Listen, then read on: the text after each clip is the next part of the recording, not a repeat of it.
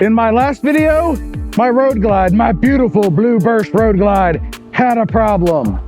Welcome back to Road Reality, my friend. Today we're gonna see if we can replicate it, and I'm gonna talk about what I think it is, and spoiler alert, it's somewhere in that vicinity. And I have another issue with the bike that I need to talk about too. If it ain't one thing, it's another.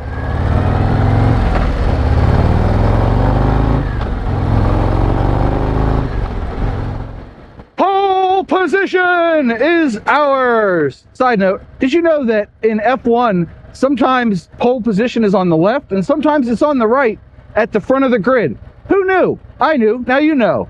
Let's go.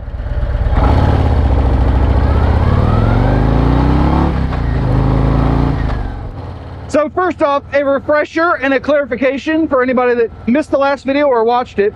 I did a lot of digging over the last few days, and I have found that there are a number of 2024 and 2025 and 2023 and a half CVO touring owners that have encountered this same issue. And it is not limp mode like I said in the last video. It is in fact a one-cylinder operation. And for me, it happened about 5 miles after I started riding. So we're gonna see if it happens again today, but I'm taking it easy because I don't need anything to like throw off my balance while I'm leaned over in a corner, right? It's probably not a great idea, but when I called the dealership, they didn't say not to ride it, so it should be okay.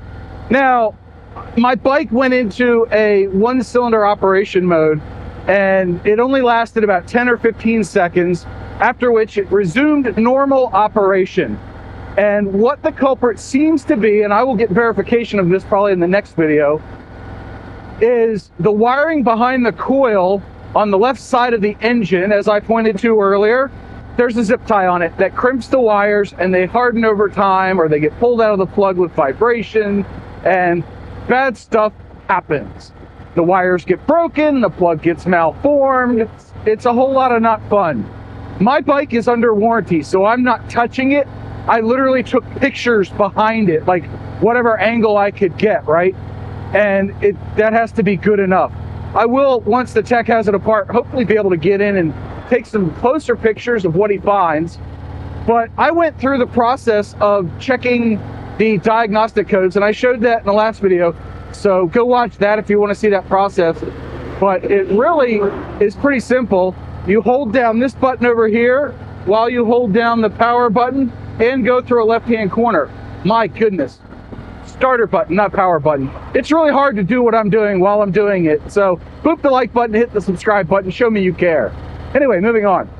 So I went in and checked the codes, and I found there were no codes on my bike, which means it is now considered an historic code. Everybody says ahistoric, but it should be an historic. Anyway, grammar aside, it should show up, but it doesn't. Okay, this guy's gonna let us go. All right, thanks. Thank you, Mr. FedEx man. So I can't pull up any codes. I could go in and clear them, but at this point, I don't know how to do that outside of removing the main fuse overnight. That worked for one guy on the forums. And I know there's already like 3 of you watching that are like, John, this could have been in the next video when you go to drop it off. Listen, I already have a plan in my head for that video. It's gonna start at the dealer. We're just not gonna have any other stuff. I just want to get this out of my head and onto a camera because I will sleep better knowing that I have talked about it ad nauseum. Coffee, coffee, coffee, coffee, coffee. I'm on a very quick ride today. Don't have a lot of time, got like 20 minutes to go run a loop and see if this happens again. Anyway, so we know what the culprit probably is, but I can't verify it without checking the codes, and it won't let me see any codes. So I'm kind of like, I'm up a certain creek without a paddle when it comes to diagnosing this issue. Now look, I like to walk into a dealership or a mechanic shop, and instead of going, it makes a funny noise, I like to walk in and say, when I do this one specific thing, it's making this one specific sound or this one specific operation, whatever it's doing, you know. In this case, I can't do that because I don't know for sure what the problem is. But I have had a number of good dealership experiences. I won't say that they were complimentary, but people seem to like it when you can tell them more than just the absolute bare necessity basics and help them diagnose it. I think that's a help. If you are a mechanic, let me know in the comments below if that is actually helpful or a hindrance. Because in my case, with my Harley dealer, I have a good rapport with the tech that works on my bike. So I went in there and I said, look, the friction zone of my clutch is a little bit too far out for my liking. Can we fix that? And he was like, yes, we can. And I said, follow up. I did some digging and I found that if you back that adjustment screw out another quarter of a turn, it should give us the feeling, the friction zone placement rather, that I want. And he says, all right, yeah, that makes sense. And I was talking to somebody else and they mentioned the same thing. Let's use your bike as a guinea pig. And it worked. So that's kind of my modus operandi. I want to know as much about the operation of the vehicle as I can without actually getting my hands dirty, because I'm not a mechanic and I'm never going to pretend to be one. And I don't have the time, tools, space, or knowledge to do a lot of these things on my own. Hell, a simple oil change on this bike would take me like a day and a half, and I don't have all the stuff for it. So I'm not doing it. Plus, in my opinion, the checklist that they're supposed to go through, if your tech is going through that checklist, it kind of acts like a safety inspection to make sure things that maybe me as a rider I don't think about, and then they're checking it out for me so I'm safer on the road, because that's important. So this is where I'm at, and we've gone another 10 miles with no issues. And yeah, and if I didn't mention it earlier, I'm not going to clear this code even if I did find a way. I just want to read the code because I want the dealership to see the code, which is why I'm recording my entire ride today. I started however many miles away from the 7-Eleven at my house, and I recorded the whole way there in case this one-cylinder operation rears its ugly head again. Stay, good driver. Oh yes, you get a treat. Your treat is you don't get to interact with me when I'm already in a foul frickin' mood. I'm not happy. I partially blame myself for not having a backup bike that is current. The registration on the bobber is current, but the oil change and coolant flush and definitely the tires are not. My goodness. Blarf on me. So yeah, I don't know. I can't get this thing to recreate, but still back on topic. Hey, let's do that again. I found that some people are having it happen once, twice, 3 times. The lady, get the reference? You need an aspirin and a nap. But they were having it happen repeatedly and still intermittently. So what's going to happen is I'm going to be riding along somewhere in BFE, and if you know that acronym, leave a comment below. Don't name it though, it's bad language. But I'm going to be riding around somewheres and I'm going to be stuck if my bike cuts out on me. Yeah, look at that. Green light, go, baby. So one last thing, the discussion topic before I close this video out is, if you ever buy a first-year vehicle, do you feel like a guinea pig for the manufacturer? Because right now, I feel kind of like a guinea pig. It does make me feel good, honestly, deep down, to be out riding the Road Glide again today. I've been kind of hating on this bike this week. Didn't even want to look at it, much less ride it. And I said, you know what? I got to know. I got to get it out of the trailer to look at the wiring, because it's close. I showed in the last video. It's really close to the other bike, so there's no way to squeeze my fat ass in there and look at what's going on.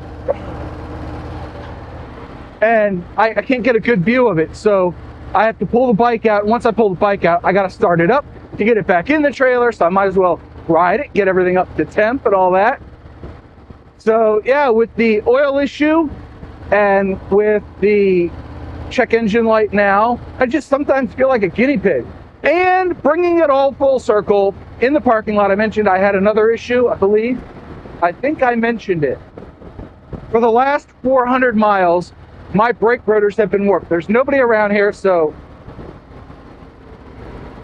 you probably can't see it in the footage, but my front rotors feel warped. And it's only at higher speed, which is odd because my street glide would eat wheel bearings and tires every 10,000 miles and brakes every 5. It started to warp, but it never really got bad. This one, the longer I ride it, the worse it feels. So I'm like, you know, I went on that 200-mile ride with Jerry a couple weeks ago, and the longer I rode that day, the worse it felt. So I'm just like, not a huge fan of that. So they are going to look at that too. They have brakes on order, and there is a technical service bulletin, M as in Mike, 1691, that is 1691. It is a specific reprogramming of one of the modules to adjust the front and rear brake bias under linked braking. So these bikes, anything over, and I'm going through puberty because I don't have coffee today. These bikes, anything over like 12 miles an hour, they have linked brakes. So the front and rear brakes are linked. If you hit the front brakes, it drags the rear rotor. If you hit the rear brakes, it drags, I think, the right front rotor. Correct me if I'm wrong, but it drags one of the front rotors. And that way you get some braking from both axles as you're stopping. Well, the problem I've been having, and maybe I can show you if I go down this next neighborhood, is that when you slow the bike down, usually at about 20 or 30 or 40 miles an hour-ish, usually it's in those 10-mile-an-hour increments, you'll get like very little braking out of the pedal and the lever, and then all of a sudden the front end dies. So yeah, let's go. This is a quiet neighborhood over here.